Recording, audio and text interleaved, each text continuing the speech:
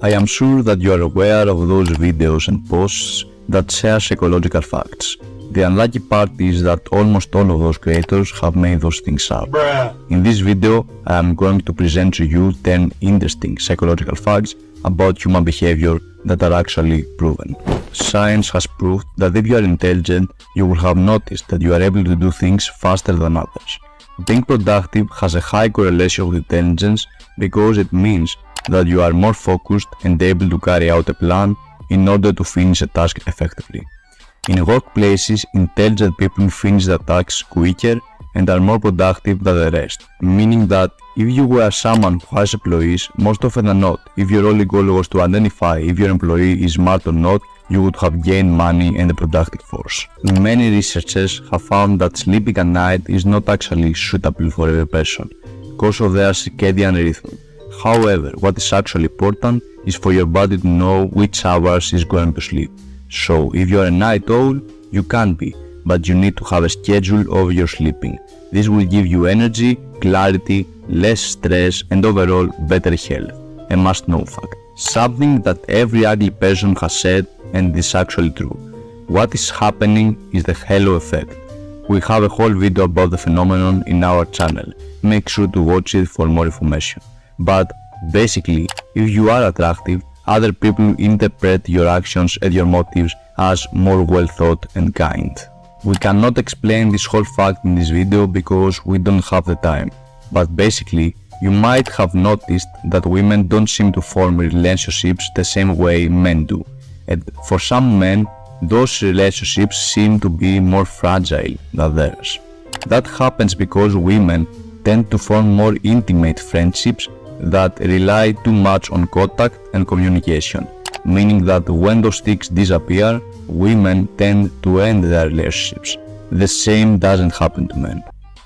There are many theories such as the Freudian one and the attachment theory and so on that predict that the way we form relationships in our adulthood has to do with the experience we had with our parents, whether they were accepting us, whether they were rejecting us. All those things play a huge role on the way you interpret other people's signals today.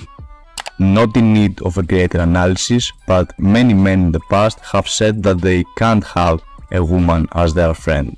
Reality is that if you are mature and able of controlling your urges, having a woman as a friend is very beneficial for a man as it helps with understanding the world better. This is called cognitive dissonance in psychology, and you can see it happening whenever you have made a choice between two options. Have you ever been in a dilemma between two pieces of clothing? Just before you made your choice, both options felt suitable. After your choice, suddenly, you start thinking that the choice you made was clearly the best. Well, it was not actually. It's just the way your brain is thinking in order to avoid stress. That happens with almost every choice you make. Have you seen people acting violently when they are with a large group? Maybe sports hooligans and something like that.